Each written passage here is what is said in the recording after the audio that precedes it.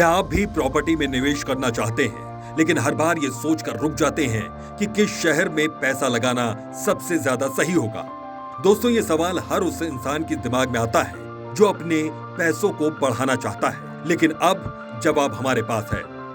CREDAI और CRE matrix की ताजा रिपोर्ट ने यह साफ कर दिया कि भारत में किस शहर का बाजार चमक रहा है और कहां निवेश करना आपको भारी पड़ सकता है।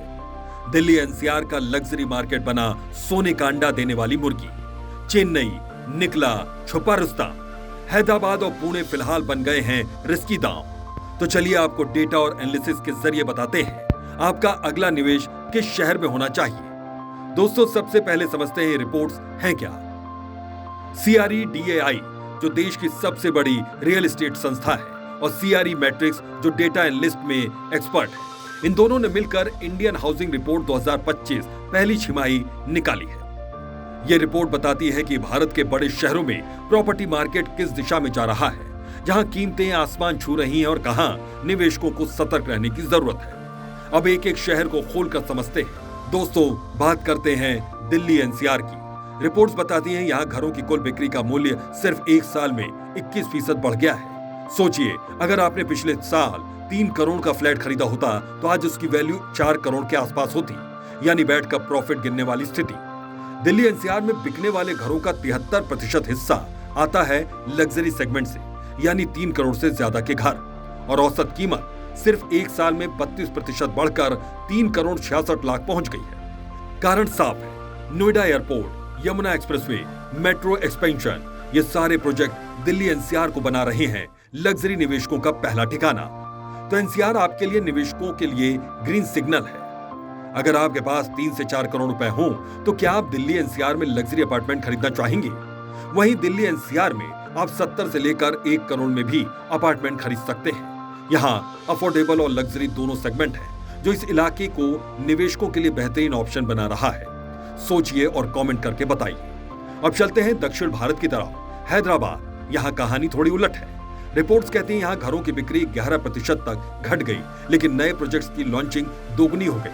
23,000 यूनिट से बढ़कर सीधे 42,000 यूनिट्स पहुंच गई। इसका नतीजा क्या होगा? ओवर सप्लाई, और ओवर सप्लाई का मतलब कीमतें दबना। अभी तो घरों की कीमत सिर्फ 2% की मामूली बढ़ोतरी हुई है, लेकिन आने वाले सालों में यहाँ निवेशकों को रिटर्न मिलना भी मुश्किल हो सकता है। दोस्तों, इसे ऐसे समझते हैं जैसे मंडी में सब्जी बहुत आ जाएगी लेकिन खरीदार कम हो तो दाम गिरना तय है। तो आप बताइए, क्या आपको लगता है कि हैदराबाद का रियल एस्टेट अगले 5 साल में फिर से चमकेगा या कीमतें और नीचे जाएंगी?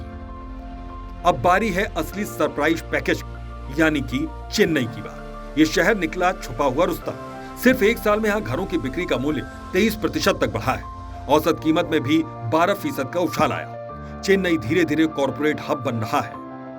पोर्ट सिटी है, इंडस्ट्रियल कॉरिडोर बन रहे हैं, मेट्रो एक्सपेंशन हो रहा है, और सबसे खास यहाँ प्रॉपर्टी अब भी दिल्ली और मुंबई जितनी महंगी नहीं है। यानी निवेशकों के लिए लंबी रेस का ये घोड़ा है। दोस्तों, चेन्नई का बाजार वैसा है जैसे कोई चुपचाप मेहनत करता बच्चा जो अचानक क्लास में टॉप कर जाए।